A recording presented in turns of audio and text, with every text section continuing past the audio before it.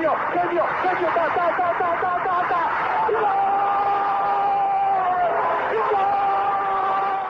Bergkamp neemt de bal aan. Dennis Bergkamp.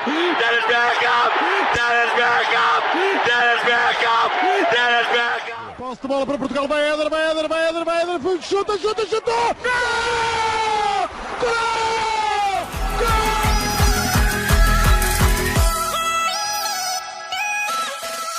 Olá pessoal, bem-vindos a Bola ao Meio, podcast que aborda os temas do momento, sem fintas, mas com muitos golos.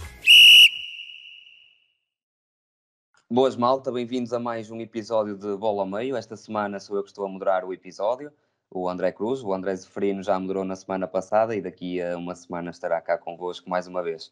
Depois de 3 meses sem Liga Nós, já temos futebol nos relevados portugueses, mas ainda com certas restrições, com as bancadas vazias e com muitas medidas de segurança e de higiene nos estádios.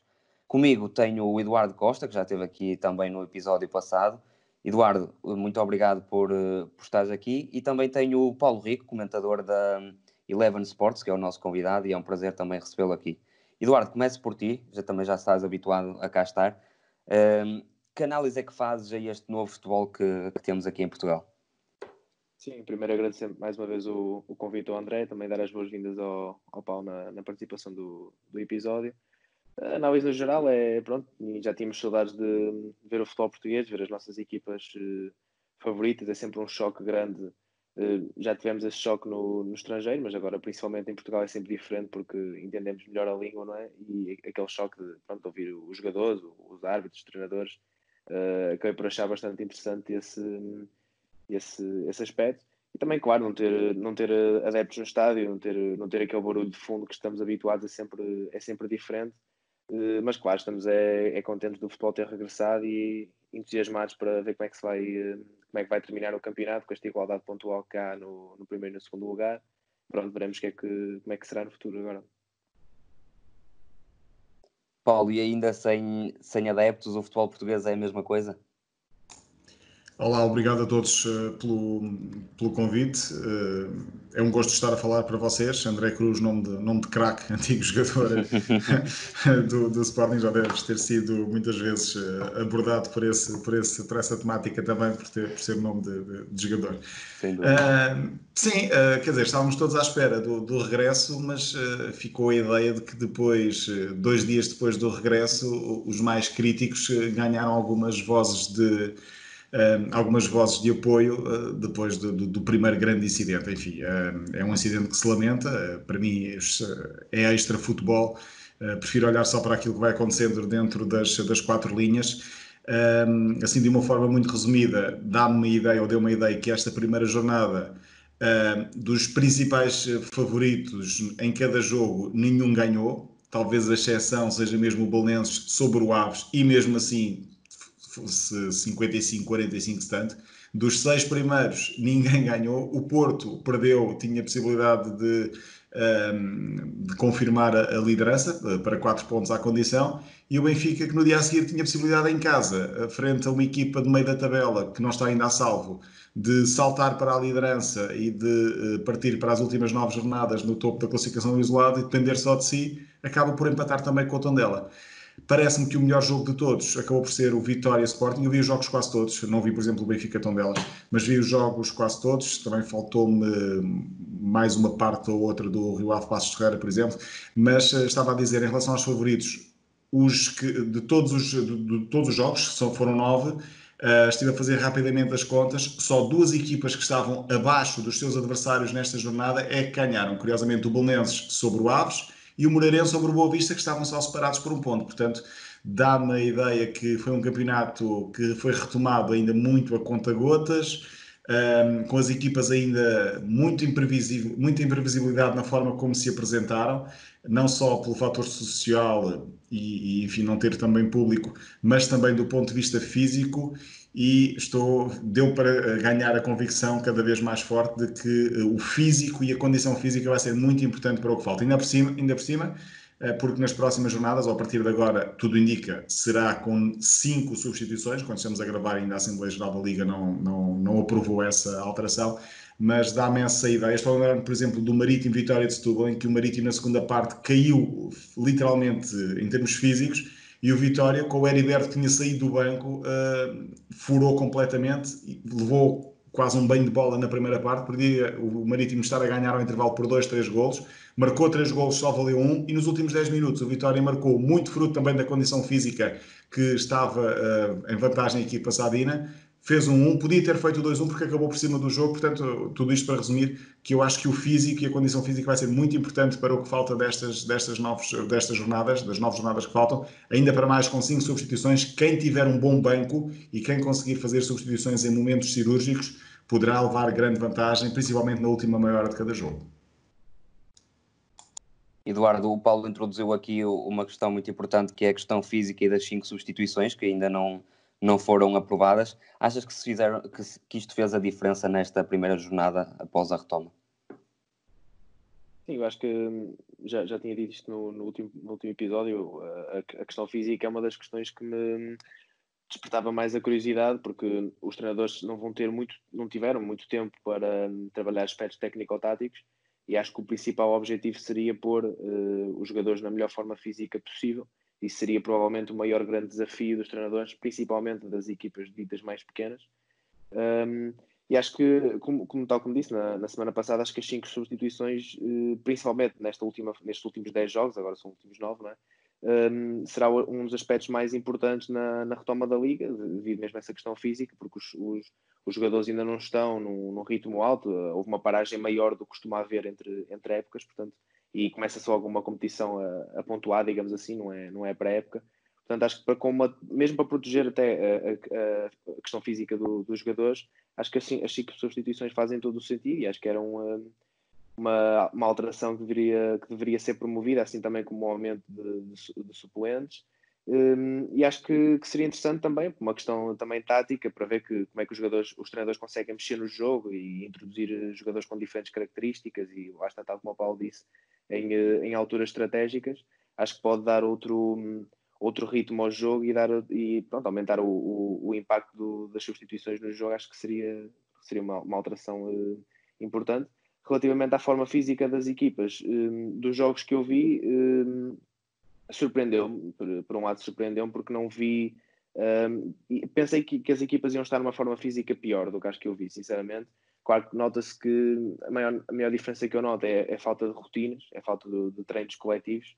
Se não me engano, o Bruno Lage disse em conferência de imprensa, eu não tenho certeza, mas acho que ele disse que foram 2 semanas de treinos coletivos, e pronto, não dá basicamente para grande coisa.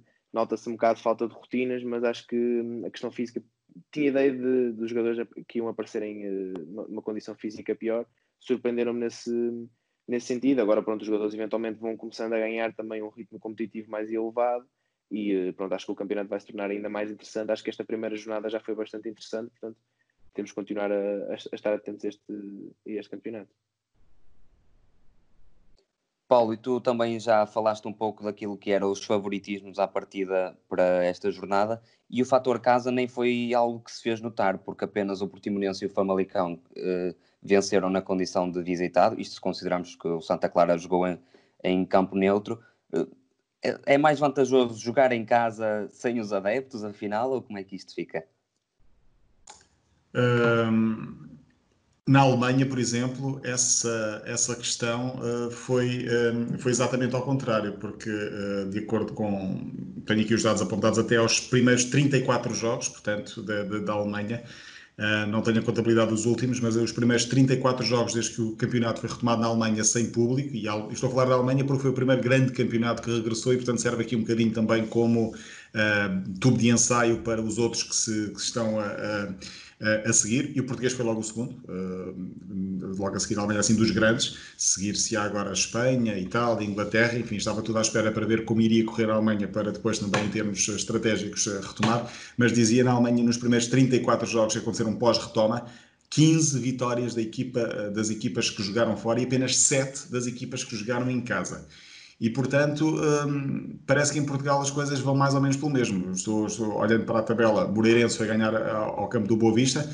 O resultado é enganador em relação àquilo que aconteceu no jogo, é certo. O Boa Vista falhou uma grande penalidade e teve muitíssimas oportunidades, podia no mínimo ter empatado, mas quem ganhou foi o Moreirense. O Passos de Ferreira também, aproveitando a nortada de Vila do Conde, venceu no campo do Rio Ave por 3-2 e o Belenenses ganhou no Desportivo das Aves, que parece-me claramente condenado. Enfim, foram 3 vitórias fora, mas quando se esperava que as equipas que jogassem fora, como o Porto, era o principal favorito, ganhasse, não conseguiu.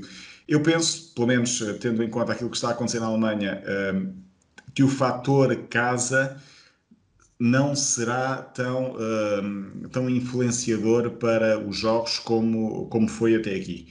A partir de agora é quase, não diria campo neutro, mas imaginando, por exemplo, um Estádio da Luz ou um Estádio do Dragão, ou até um pouco o Alvalade, ou o Vitória de Guimarães, ou o Braga, a precisar de ganhar em casa frente a equipas de média tabela, o público seria automaticamente e autenticamente um 12º jogador e empurrava e pressionava a equipa adversária e pressionava a equipa de arbitragem e tentava empurrar a equipa da casa para a vitória. Isso não vai acontecer. É certo que não explica tudo, mas eu penso que está um pouco anulado esse fator casa, perde um bocadinho esse tipo de influência. Vamos esperar pelos próximos jogos, mas neste primeiro, Benfica 0, Tondela 0, ok, Benfica também tinha empatado antes com o Moreirense 1 e o estádio estava cheio, é certo, mas dá-me a ideia que as equipas que jogam fora têm agora não tanta inferioridade como se estivessem perante um público adverso nas bancadas. E quem não conseguiu ir vencer fora foi mesmo o Futebol Clube do Porto. Eduardo, o Famalicão venceu por 2-1 e o Porto demonstrou algumas dificuldades. Até que ponto é que a ausência do Marcano e também do Alex Telles também não prejudicou a equipa de Sérgio Conceição? Sim, relativamente às lesões, acho que a mais notória de Alex Telles, vi um pouco a intenção de Sérgio Conceição em combatar a largura e profundidade que Alex Telles dá com o posicionamento de Luís Dias, que apareceu frequentemente aberto e solto de marcação para receber a bola e depois partir para um, que ele é tão perigoso nesse momento. Mas claro que o Porto perdeu no fundo o seu melhor marcador e perdeu um jogador com uma capacidade de cruzamento e colocação de bola e definição bastante alta, que também notei que foi um pouco esse problema do Futebol Clube do Porto no jogo, mas já vamos aí. Relativamente à questão do Marcano, sim, acho que é sempre uma perda importante, porque é o central titular ao lado de Pep, mas creio que Mbemba é um central que, pronto, não está ao mesmo nível de Marcano, mas é um central que cumpre, é um central certinho, tem os seus erros como toda a gente tem, mas acho que o Futebol Clube do Porto não vai sentir uma diferença tão grande como se calhar sentiria se fosse uma lesão noutro setor. Relativamente ao que falhou no encontro, eu creio que tanto Porto como Benfica regressaram com os mesmos problemas, também devido a essa falta de tempo para trabalhar aspectos técnico-táticos, mas regressaram com os mesmos problemas no sentido, no Porto foi a questão de, eu noto muito que quando Sérgio Conceição tem um plano de jogo e ele até resulta na primeira parte, quando o adversário se ajusta a essa estratégia, o Porto não sabe o que fazer mais e tem algumas dificuldades depois em trabalhar outros aspectos ou outra tática, digamos assim, para conseguir ultrapassar o adversário. E notei isso neste jogo. Na primeira parte o Porto teve a procurar espaço nas costas, a bola de profundidade, atraído por um lado para abrir para o outro, combinações na direita entre Marega e Corona. Sérgio Oliveira esteve bastante bem o jogo todo. O Porto dominou e jogou bastante melhor na primeira parte. Na segunda, creio que o Famalicão ajustou o controle à profundidade e o posicionamento da linha defensiva e o Porto não conseguiu criar muitas chances de perigo, que também já notava isso, alguma dificuldade na finalização, principalmente em zonas de finalização, mas também no critério de definição da equipa. Creio que poderia ser seria um aspecto que deveria ser melhorado. E depois, pronto, o Porto foi ferido um erro de Marchesi na entrega de bola ao adversário. Isso acontece a qualquer guarda-redes, e Marchesi não guarda-redes de topo na Liga, na minha opinião. E no segundo gol, creio que também o posicionamento dele poderia ser melhor, mas acho que o principal retirado desse lance também é a transição ofensiva do Famalicão, mas a transição defensiva do Porto, que costuma ser uma equipa forte nesse momento, esteve fraco nesse momento, e o Famalicão, em duas grandes oportunidades, digamos assim, conseguiu marcar 2 golos e conseguiu garantir a vitória. A nível físico, vi algumas dificuldades Marega e Tiquinho, já era de esperar principalmente de Marega. Corona, quando marcou o gol, sentiu algumas dores nas costas, até pôs as mãos. E veremos agora que diferenças é que vai haver no próximo jogo relativamente a isso. Pode haver alguma lesão e algum jogador indisponível, ou então que a recuperação do Porto tenha sido positiva. Mas veremos também o que é que Sérgio Conceição vai trabalhar nestes últimos 9 jogos. Se vai continuar a dar primazia à questão da recuperação física, se vai conseguir trabalhar alguns grandes princípios de jogo. E pronto, estou curioso mesmo para ver como é que vai ultrapassar estas dificuldades, tanto Porto como Benfica, como é que vão superar estas dificuldades, estes problemas que, na minha ótica, já vinham antes da paragem. Paulo, também concordas que o Famalicão se conseguiu adaptar à estratégia do Futebol Clube do Porto e pôr a nu algumas das dificuldades da equipa de Conceição? Sim, ali muito pelo comentário anterior, e tenho a ideia de que o Famalicão marcou nos momentos-chave. Olhando os primeiros 25, 30 minutos de jogo, só deu Porto. O Porto podia ter ido para o intervalo a ganhar. Estou a lembrar-me de uma oportunidade logo no início de Marega completamente isolado, um cabeceamento também, penso que do Tiquinho Soares, por uma grande defesa, está lá também, não é? O Defendi. Fez jus ao nome. E há uma outra grande oportunidade também, não sei se é outra vez com o Marega ou com o Luís Dias. Enfim, o Porto tem 3, 4 oportunidades daquelas flagrantes na primeira parte e acabou por dar quase 45 minutos de avanço ao Famalicão. Famalicão muito inteligente na forma como abordou a segunda parte, não só no plano físico, mas também com saídas muito rápidas, futebol muito longo, variação de flanco muito, muito rápida. Pedro Gonçalves, Diogo Gonçalves, enfim, muita rotatividade do meio campo para a frente. E depois Fábio Martins aproveitou um brinde autêntico de Marchezinho, marcou aí. O Porto intranquilizou-se, fisicamente também dá a ideia que caiu muito a partir dessa altura.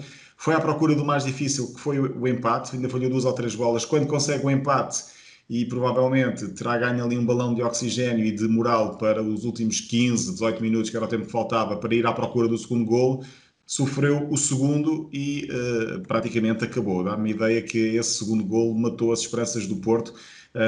Foi quase uma facada no coração depois de ter conseguido o empate e talvez galvanizar-se para aquilo que seriam os últimos 15 minutos. Acaba por sofrer quase na resposta imediata o 2-1 e depois já não teve pernas. O Famalicão também, com o relógio a favor, foi deixando o tempo avançar. O Porto tem apenas mais uma outra oportunidade. Há também um ou outro lance mais polémico, mas enfim, olhando para a exibição do Porto, há ainda muita coisa por fazer nestes 9 jogos que faltam, mas eu queria valorizar a vitória do Famalicão, que se portou muito bem, já tinha ganho ao Sporting 2 vezes esta época, deu muito trabalho ao Benfica na Taça de Portugal e consegue vencer o Porto para o campeonato. Portanto, mérito também à equipa do Famalicão, que é o grande vencedor das primeiras 7, 8 equipas que estavam no topo da tabela. Exatamente, há que dar mérito também ao Famalicão, continua ainda na luta pelas competições europeias. E olhando também numa perspectiva de futuro, Eduardo, estavas a falar que era preciso ver o que é que Sérgio Conceição vai mudar na equipa. Um facto que eu achei relevante de destacar foi que o Sérgio só fez 2 substituições e levou alguma gente ainda das camadas jovens que foram formadas no Porto para o banco e não utilizou nenhum desses jogadores. Achas que pode vir a ser uma aposta para estas jornadas, jogadores como o Fábio Vieira, por exemplo? Não sei porque depende também da condição física do Danilo, também há Uribe para essa posição. Mas eu acho que o meio campo que o Porto apresenta é o meio campo que eu, por exemplo, escolheria, com Danilo, Sérgio Oliveira e Otávio. Acho que são os três principais, é o núcleo principal daquele meio campo. Acho que funcionam bem. Claro que há sempre aqueles momentos mais de desconcentração, principalmente de Sérgio Oliveira, mas acho que é um jogador super importante a nível do passe e da organização. Otávio, acho que é um dos jogadores mais inteligentes a nível tático do nosso campeonato. E Danilo, pronto, o pilar defensivo, já não é o Danilo que saltou à vista inicialmente, mas ainda é um Danilo bastante competente. Acho que esses dois, tanto Fábio Vieira como o Vítor Ferreira, são jogadores interessantes para, digamos, dependendo também do contexto do jogo e da estratégia do Conceição, mas acho que são jogadores interessantes até para entrar numa fase do jogo em que a equipa precise, por exemplo, no caso do Vítor Ferreira, em que a equipa precisa de um criativo e de um jogador que pega na bola e leva a bola para a frente para arrastar um pouco a equipa e dar um pouco mais de vida à equipa, digamos assim. Acho que poderia ser um jogador interessante nesse sentido. talvez trocaria ou por Sérgio Oliveira, por ter umas características um pouco, não são semelhantes, mas pronto, um pouco parecidas, digamos assim. Mas acho que também há jogadores interessantes como o Romário Baró, que pode fazer mais ou menos o papel de Otávio e na meia-direita como terceiro médio, também a defende bem na linha, viu-se isso, por exemplo, no jogo contra o Benfica, na Luz. Mas acho que sim, que a Conceição tem jogadores das camadas jovens interessantes, que até Fábio Silva, obviamente, não falei dele, mas é claro uma opção bastante viável, que também pode entrar naquela posição de avançado, até dependendo do momento do jogo, mas também se calhar mais para o lugar do Tiquinho, que sendo um ponta de lança, Marega tem as suas características, acho que seria uma substituição interessante para o lugar do Tiquinho. Se calhar mais que Zé Luís ou até Aboubakar, que não parecem acrescentar muita coisa neste momento. Zé Luís tinha potencial para isso, mas eu acho que ele tem alguns problemas psicológicos, falo assim também com pouco conhecimento de causa, mas acho que até de confiança, acho que parece um pouco isso.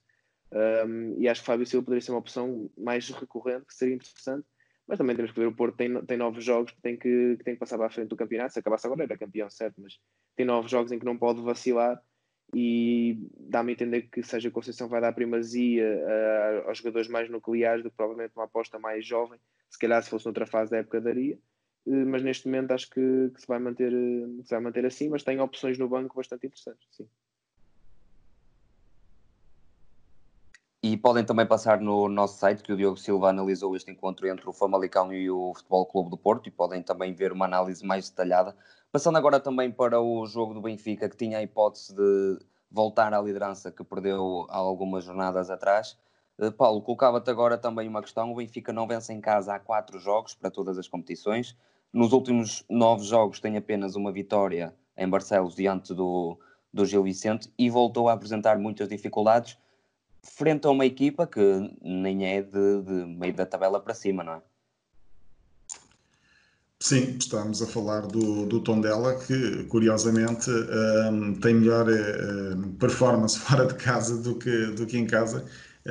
A equipa do Tondela está só 3 lugares acima da linha de água, mas tem mais 7 pontos. No entanto, tem 5 vitórias fora, 3 empates.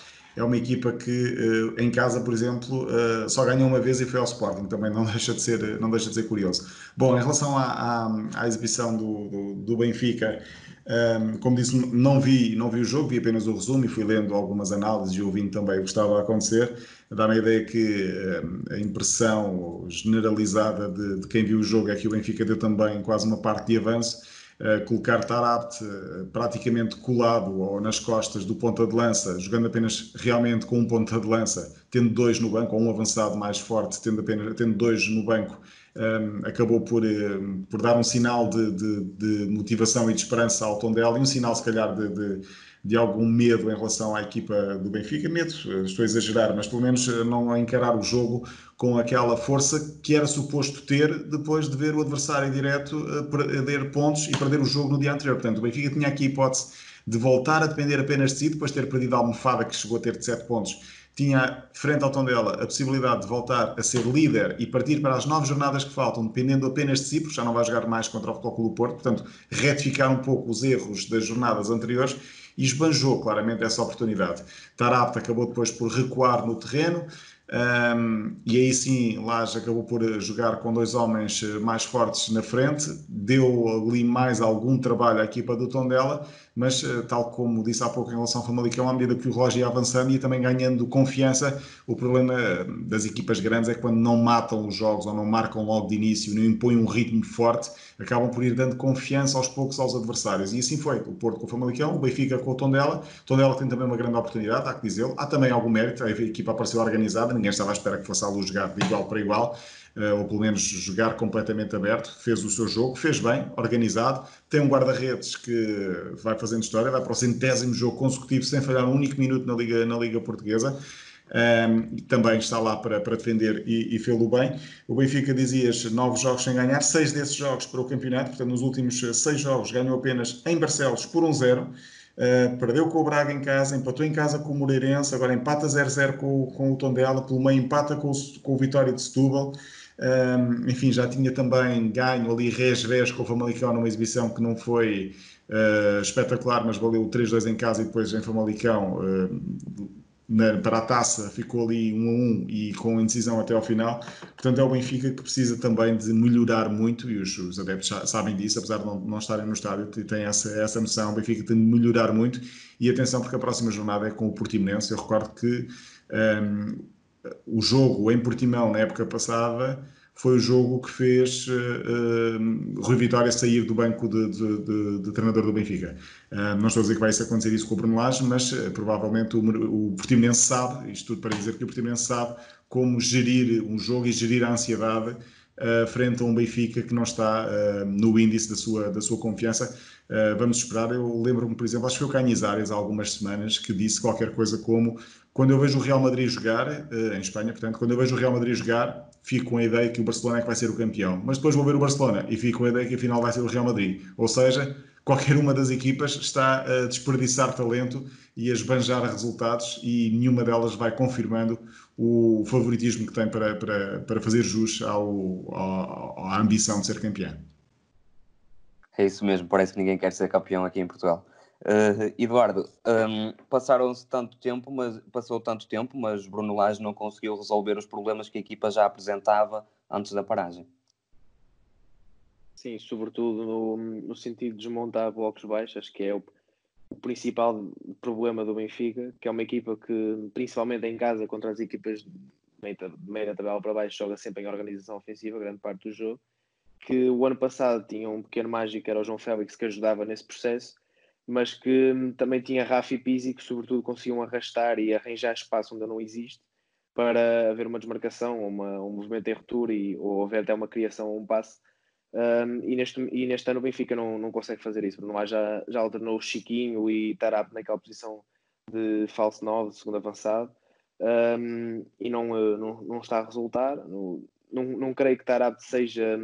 Tarap é interessante nessa posição, ele tem inteligência para isso, para conseguir combinar, seja com Pizzi ou com Rafa, e criar espaço para isso, mas entre ter o Tarap aí ou ter o Tarap mais atrás, consegue ser muito mais influente a nível do passe. Eu preferia tê-lo atrás, mas depois Bruno Lage também tem uma dor de cabeça.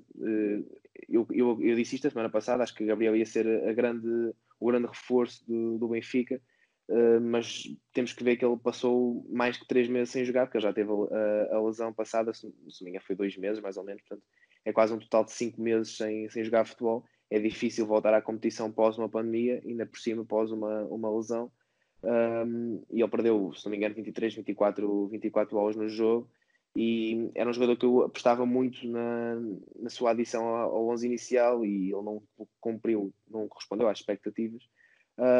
Mas o Benfica continuou principalmente com essa dificuldade. Bruno Lage continua a demonstrar algumas dificuldades nas substituições, porque antes punha 3 pontas de lança em campo em jogos e para procurar no cruzamento em jogos em que não acertava cruzamentos, ou porque havia dificuldades dos jogadores que cruzavam, ou porque a defensiva contrária interceptava os cruzamentos todos. E agora continua a substituir os 2 pontas de lança, e parece que é mais dizer, pá, vou tentar fazer isto, do que propriamente pensar bem na estratégia, porque acho que não está a resultar, e já não é a primeira vez que ele faz isto. E porque é que se repete os mesmos erros? Isso não consigo compreender. E depois também tirar Weigl, que entre Weigl ou Gabriel, se calhar eu tirava Gabriel, porque tudo bem que Weigl tem características mais defensivas, mas para mim foi o melhor jogo que Weigl fez para o Benfica, até desde que chegou, no sentido em que nota-se que estava com confiança, nota-se que estava com a vontade dentro do campo, que não tinha demonstrado antes, principalmente no aspecto dos passos progressivos, que era essa característica principal quando o analisei para a ProScout, quando ele foi anunciado no Benfica, e era uma característica que não se via nos primeiros jogos, e agora viu-se um Weigl a assumir o controle do meio campo, a fazer passos progressivos, a procurar o espaço entre linhas, a procurar as movimentações dos colegas, principalmente de Grimaldo, por exemplo, que esteve muito bem também. E retirar Weigl, o Bruno Lage retirou um dos principais criativos da equipa a partir de posições recuadas. E o principal problema que eu teto no Benfica também é a questão da confiança. Já disse isto a semana passada e volto a dizer, e este jogo mostrou-se isso mesmo. Desde que o Benfica perde no Dragão, que nunca mais foi a mesma equipa, seja na competição que for, e é uma equipa que tem problemas de confiança neste momento, e acho que é a principal equipa que vai ser afetada com o facto de não haver adeptos no estádio, porque muitas vezes aquele calor dos adeptos até motivava a equipa, não só no Benfica obviamente, mas falo neste caso, motivava a equipa para ir em frente e até ganhar uma confiança extra para conseguir, de facto, superiorizar o seu adversário. E agora a equipa já está com problemas de confiança e ainda por cima sem adeptos vai ser ainda mais difícil e veremos se o Lage não tem o mesmo destino que o Rui Vitória teve. Eu não concordaria com esse destino, mas vi esses comentários no Twitter dizer que é normal um treinador que ganha um jogo em 9 em qualquer circunstância seria despedido. E pronto, veremos o que é que acontece em Portimão, que costuma ser um mau presságio para o Benfica, mas veremos. Paulo, acho que seria interessante também agora ver a tua opinião sobre isso. Achas que a confiança que o Eduardo falava em Bruno Lage já está um pouco gasta e pode ter mesmo lugar em risco? Penso que numa franja grande de adeptos está desgastada essa imagem e essa confiança. Recordo que o futebol é feito quase do momento e a memória é muito curta no futebol, mas não nos podemos esquecer que aqui há poucos meses, portanto antes até nem é preciso ir muito longe, basta ir até ao jogo com o Futebol Clube do Porto nesta segunda mão, portanto há 5, 6 jornadas, desde a segunda volta aliás, há 5, 6 jornadas, o Benfica tinha feito 30 e tal vitórias consecutivas e o Bruno Lage tinha apenas 2 jogos em que não tinha ganho, algo assim do género. Portanto, conseguiu bater recordes, que não era fácil, porque Jorge Jesus também conseguiu uma série muito, muito interessante de vitórias no Benfica. Bruno Lage tinha conseguido uma recuperação fantástica no ano passado, quando entrou, recuperando 7 pontos ou algo assim ao Futebol Clube do Porto, quando já muita gente não acreditava que o título fosse parar ao Estádio da Luz, foi.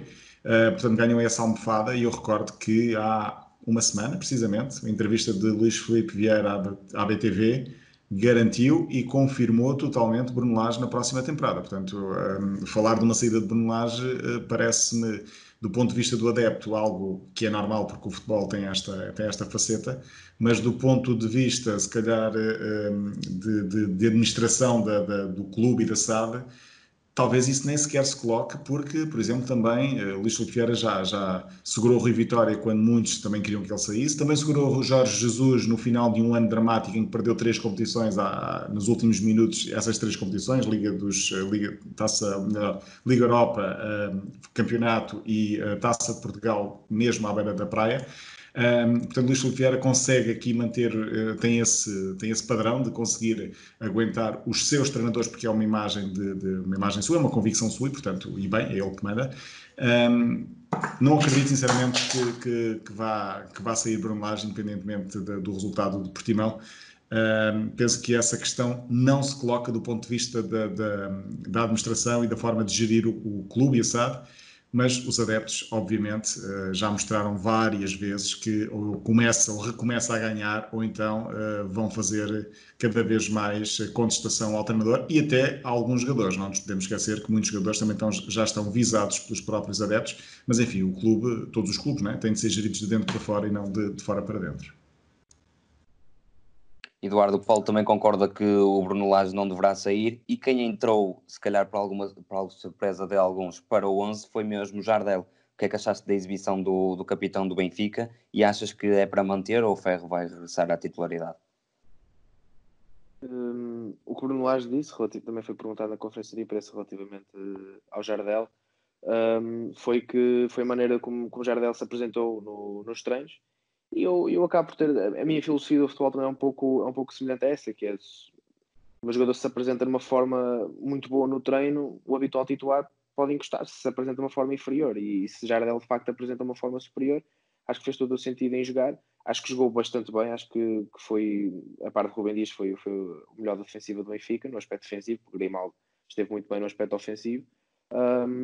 E Ferro também já vinha a demonstrar muitas dificuldades e problemas de confiança também nos últimos jogos, e se calhar se ele errasse agora, após este tempo todo de paragem, se ele fizesse um erro agora que até fosse crucial, não sei como é que ficaria o estado do jogador, não só para Bruno Lage e para o Benfica, mas também o aspecto psicológico dele poderia ficar bastante marcado, e um jogador que ainda tem uma margem de progressão grande podia ficar algo condicionado por esse aspecto, mas acho que sim, que no geral o Jardel esteve bastante bem. E para encerrar este capítulo de Benfica e Futebol Clube do Porto, podem passar também no nosso site e tem um artigo de análise mais estatística do Rodrigo Carvalho, com uma visão diferente sobre os golos marcados e sofridos pelas duas equipas. Paulo, passando agora para o Sporting em Guimarães, um empate a 2 bolas. Já se começaram a ver algumas ideias de Ruben Amorim, ele que apostou naquela defesa com 3 centrais, que assim podemos dizer, como utilizava no Sporting de Braga, e também promoveu as estreias de Eduardo Quaresma e Mateus Nunes. Sim, o sistema de 3 centrais, parece que a imagem de marca de Ruben Amorim foi assim no Braga e está a continuar a ser no Braga com o Custódio. E será surpresa quando não apresentar os 3 centrais, portanto parece-me que vai ficar mesmo este sistema. Já se começou, tenho essa ideia, a ver ali alguma coisa. Gostei muito de ver o Camacho a defesa direito, o Jovane com liberdade, apesar de definir muitas vezes mal. As duas estreias que falaste, deu mais nas vistas o central Eduardo Quaresma. Parece que, por aquilo que vai mostrando, estará ali um central de futuro do Sporting e da seleção, mas é sempre muito prematuro. Enfim, lembro-me de tantos talentos que acabaram por ficar depois perdidos por diversos fatores. Alguns que nem sequer são controlados pelo próprio jogador, como lesões, ou escolhas do treinador, ou gestão de carreira. Mas voltando então ao jogo do Sporting, sim, o 3-4-3 de Ruben Amorim, bem ali no lado direito a Sociedade, Jovane, Camacho, no lado esquerdo também a Acunha, Vieto, esta já não tão novidade quanto isso. A Acunha dá a ideia de ser o jogador certo para fazer todo o corredor esquerdo, é um médio defesa avançado, faz todo o lado esquerdo com muita tranquilidade e muita confiança, porque é um jogador claramente à imagem desse sistema tático. Depois os 3 centrais, também com o Eduardo bem, não se pode dizer que brilhou, mas também cumpriu, e portanto é aquilo que se espera um central, é que não invente, mas que esteja lá sempre. Em relação ao médio, ao Mateus, e há um outro Mateus no banco que também foi surpresa, aí sim foi uma grande surpresa. Em relação ao Mateus, não deu para ver muito, tentou aproveitar a ausência do Wendel, que provavelmente virá, se não for na próxima, na outra jornada. Gostaria de observá-lo mais 2 ou 3 jogos para ter uma análise mais profunda, ou pelo menos melhor, sobre Eduardo. Mas em relação ao Ruben Amorim, parece-me ser esta a aposta nos jovens, a aposta para manter. De resto, Varandas, o presidente também já disse que será este o futuro, aliás, será o futuro das equipas todas portuguesas. Apostar nos jovens, há mais 2 ou 3 no Sporting para serem apostados na próxima época, seguramente.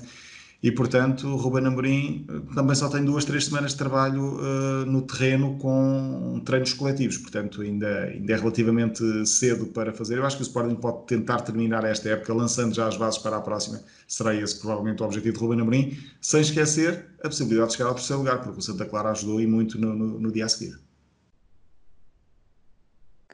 E se o Ruben Amorim foi fiel às suas ideias, também foi fiel às palavras de Frederico Varandas, a dizer que ia apostar na Academia de Alcochete. Eduardo, achas que é para manter estas apostas em Eduardo Quaresma, Mateus Nunes e outros nomes que também poderão surgir?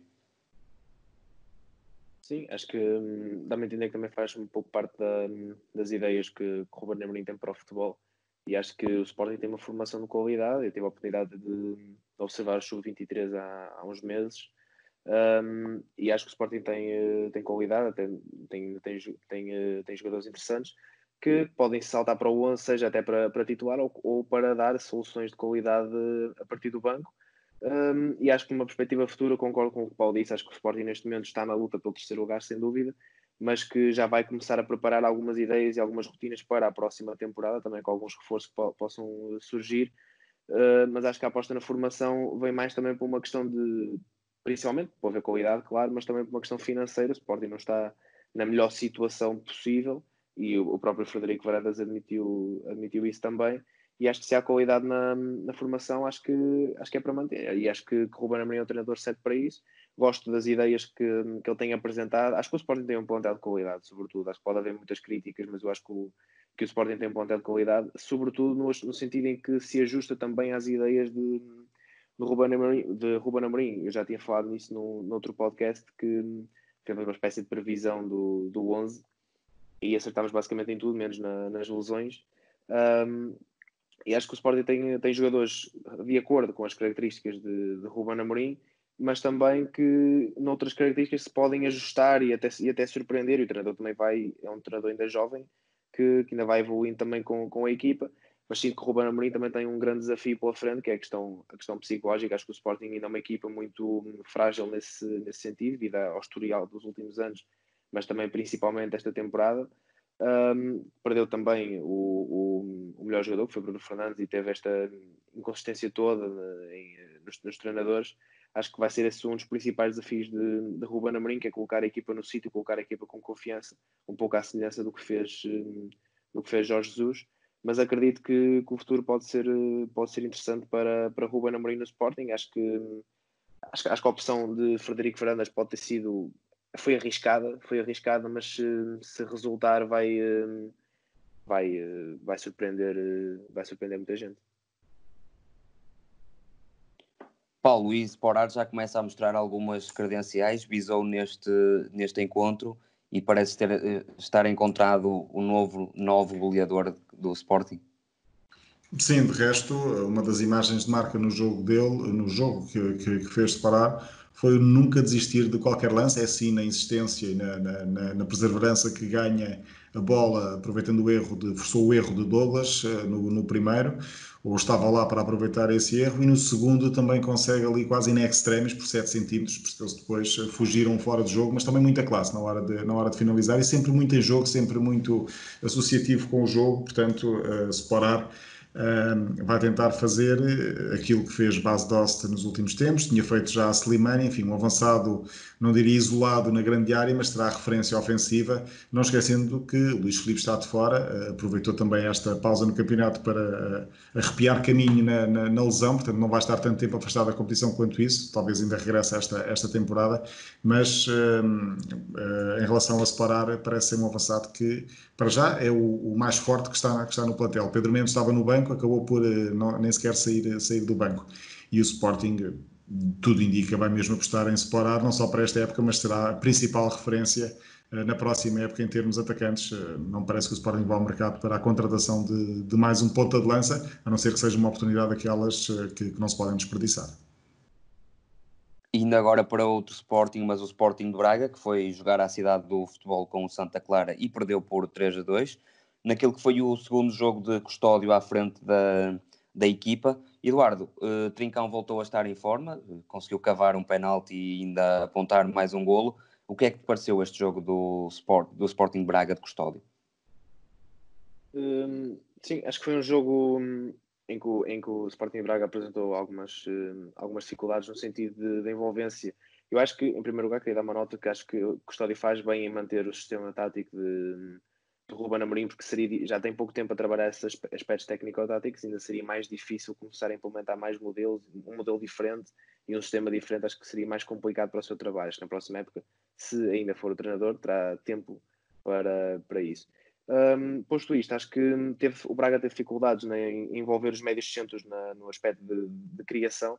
Acho que sobreexplorou os corredores laterais e teve dificuldade em chegar a jogadores que poderiam ser bastante influentes, como o Ricardo Horta e Trincão. Trincão conseguiu estar bastante mais envolvido, principalmente na primeira parte, que Ricardo Horta, devido às suas movimentações, à sua inteligência com e sem bola, que foi um jogador absolutamente fulcral no Braga. Basta ver o segundo gol que ele faz é ele que basicamente constrói a jogada e depois ataca o espaço para conseguir finalizar.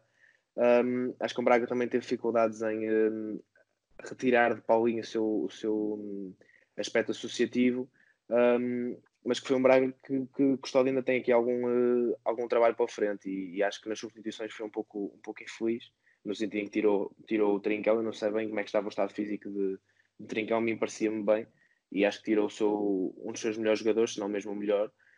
Mas é um Braga que ainda precisa de trabalho. Certamente Custódio tem ideias diferentes às de Ruben Amorim, mas acho que Custódio tem que manter o plantel a confiar nele, porque o plantel passa de Ruben Amorim, que estava com uma confiança incrível, que estava com prestações muito boas, conquistou um título, ganhou ao Benfica, ganhou ao Porto, e agora começa a ter esta derrota com Santa Clara, que é uma equipa que, sem querer desvalorizar, é modesta à beira do Braga. Custódio vai ter que manter a confiança dos jogadores nele próprio, porque senão não sei o que é que pode resultar nestes últimos 9 jogos do Braga. Qualidade está lá, falta conjugar essa qualidade com as ideias do treinador. Paulo, o Braga perdeu com o Santa Clara e agora está só com mais 3 pontos do que o Sporting e pode ser ultrapassado se não endireitar isto, não é? Sim, depois do deslize do Sporting no dia anterior, provavelmente a maioria dos adeptos do Braga pensou vencendo o Santa Clara, ainda por cima, pode-se dizer, em campo neutro, seriam 6 pontos de vantagem sobre o Sporting. Já não vão jogar entre si esta temporada, mas com 6 pontos a almofada seria grande. Ganhou o campeonato, ganhou a emoção e ganhou a competitividade, porque entre o terceiro e o sétimo classificados são 8 pontos apenas. Portanto, Braga, Sporting, Famalicão, Rio Ave e Vitória, Sport Clube de Guimarães, vão dos 46 aos 38, sendo que destas equipas, destas 5 equipas, está aqui uma luta enorme pelo terceiro lugar, pelo quarto e provavelmente também pelo quinto, para lugares europeus, até porque o Rio Ave depois também perdeu, mas regressando ao Braga, vai dar uma injeção de moral ao Sporting. Serão 9 finais para cada um dos clubes. Eu acredito que será entre estes dois, o terceiro e quarto lugar, Braga e Sporting, depois Famalicão, Rio Ave e Vitória vão mesmo lutar pelo quinto, mas o Braga, por aquilo que vi na primeira parte, também entrou muito melhor. Uma grande penalidade que na altura passou despercebida praticamente toda a gente, mas muito mérito ao Santa Clara. Mexeu muito bem João Henriques, o meio campo também muito, muito forte. Lincoln fez um grande jogo, tinha perdido por opção, digamos, Schettino, porque vai para o Braga, tudo indica, e portanto ficou órfão da principal referência ofensiva da equipa para as jornadas que faltavam do campeonato, mas ganhou em Tiago Santana mais um grande goleador. Marcou 2 golos e Carlos fez o golo já quando ninguém estava à espera, e com um Braga com 10 elementos. Já agora recordando o Sporting de Braga, os jogos todos que não ganhou desde que Ruben Amorim pegou na equipa, foi com menos um, foi com Bruno Viana expulso, salvo erro, no jogo com o Gil Vicente, em que acaba empatado em casa, e agora também mais uma expulsão e mais um jogo em que não ganha. Portanto, o Braga com claras dificuldades em se adaptar com 10 elementos em campo para conseguir ganhar os jogos. Todos os outros ganhou e pelo meio passou o Porto, o Benfica, a Sporting, e conseguiu ganhar esses todos. E agora também em jeito de remate final, e olhando para o fundo da tabela, o Portimonense, naquele que foi o jogo que arrancou esta jornada, venceu o Gil Vicente por 1-0. O Aves voltou a perder, neste caso, diante do Belenenses. E o Passos Ferreira foi ontem vencer o Rio Ave. Eduardo, o que é que achas desta luta pela manutenção? O Aves já a 12 pontos da linha d'água, parece que está condenado à descida. Sim, o Aves está condenado ao seu destino. Vamos ver como é que... Acho que não vai conseguir fugir a esse destino. Acho que o Portimonense tem uma tarefa complicada, possível, mas complicada. Em 9 jogos tem que ganhar 6 pontos para conseguir... 7 pontos para conseguir ultrapassar o Passos de Ferreira. Vai ser uma tarefa complicada, mas pronto, Paulo Sérgio tem agora 5 jogos. Vai ter cada vez mais tempo para trabalhar e implementar as ideias. E veremos, pode ser que até surpreenda e que até consiga regressar continuar de uma forma interessante e melhorando dessa forma, de forma a conseguir também arrecadar algumas vitórias. Acho que o Portimonense apresentou-se bem em campo para aquilo do que eu esperava entre o jogo entre Portimonense e Gil Vicente. Acho que esteve bem, Gil Vicente teve os seus argumentos, mas o Portimonense, principalmente na segunda parte, conseguiu superiorizar-se. Tem em Lucas Fernandes um jogador que marcou um grande gol, mas tem em Lucas Fernandes um jogador interessante. Talvez Paulo Sérgio pretenda apostar nele como um dos jogadores que seja um dos motores da equipa, principalmente no aspecto ofensivo, pela capacidade de criação e de organização que tem. É um jogador que pode ser bastante interessante para esta reta final. E é um jogador que agora, vendo também uma perspectiva futura, que gostaria de ver também num cenário e num contexto diferente, talvez assim num Braga, num Famalicão, num Vitória, ou até num Rio Ave, no modelo do Carlos Carvalhal, até seria interessante, que já destaca num contexto assim mais sem grande competição. Acho que pode destacar-se também num modelo com uma competição um pouco mais acima, no sentido em que luta pelos lugares europeus. Relativamente ao Passos Ferreira, tem tudo para se manter, só depende dele próprio, e tanto Passos Ferreira como Marítimo, tenhamos 25 pontos, só depende dele próprio. É uma equipa que tem 3 vitórias nos últimos 4 jogos, é uma equipa que pode, se conseguir manter esta consistência, conseguirá manter-se na Primeira Liga.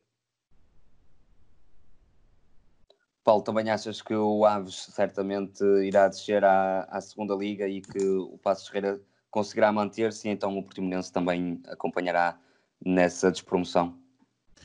Não vou tanto por aí. Em relação ao Aves, sim, são 12 pontos já de distância para a equipa primeira acima da linha d'água, que é o Paços de Ferreira, e nunca teve uma distância tão grande. 12 pontos é muito, e regressar ao campeonato logo com uma derrota em casa com o Belenenses Stade, e não foi só a derrota, criou pouquíssimas oportunidades, os jogadores pareceram intranquilos, além dos problemas todos administrativos que tem tido, com demissões. Portanto, o Aves, só um milagre daqueles milagres que há muitos anos já não existem, é que fará com que a equipa fique na Liga. Em relação ao Portimonense, primeiro, não coloco só o Paços de Ferreira. O Paços de Ferreira tem os mesmos pontos que o Marítimo, convém não esquecer, e só está um ponto do Tondela, e o próprio Boa Vista só tem mais 3. Portanto, as coisas não estão assim tão longe para Boa Vista, Tondela, e até Belenenses ou Vitória de Setúbal, mas aí não acredito muito. Mas colocava também, com alguma surpresa ou não, o Marítimo no meio desta embrulhada, caso o Portimonense comece a cavalgar lugares. O Portimonense vai jogar com o Paços de Ferreira ainda, na penúltima jornada vai até à Mata Real, e portanto será um jogo que poderá ser uma final para as duas equipas, Portimonense ou Paços de Ferreira. É difícil, sim, para o Portimonense, mas não dou já fechada, nem pouco mais ou menos, a despromoção do Portimonense, até porque estes 3 pontos serviram provavelmente como um balão de oxigênio para a equipa. Tem muito talento, é um pouco, diria, angustiante ver Jackson em campo. Muitas vezes é um elemento a menos para a equipa do Portimonense quando a bola está longe, porque ele tenta, esforça-se, luta. É um esforço inglório muitas vezes, porque ele mal consegue andar, e acho que ninguém está a ser surpreendido ao dizer isto. É um grande atleta que corre muito, luta muito, mas não consegue, porque fisicamente está muito, muito debilitado, mas com a bola nos pés pode fazer a diferença, e é por isso mesmo que ele está em campo. Mas ainda assim, Lucas Fernandes dispensa apresentações. Eu acho que falta dali alguma intensidade por vezes. No entanto, o Portimonense não vejo já fechada, sendo a única equipa a acompanhar o Aves na descida. Acho que Paços, Marítimo e Tondela ainda estão metidos nesta embrulhada, e há um Paços Portimonense na penúltima jornada que pode ser uma final.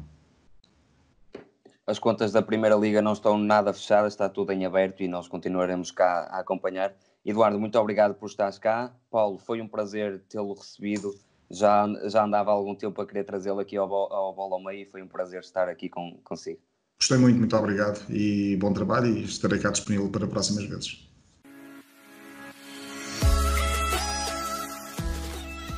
Obrigado por nos terem seguido em mais um episódio. Sigam o ProScout nas redes sociais em Facebook, Twitter, Instagram, YouTube e principalmente no nosso site em www.proscout.pt. Até à próxima!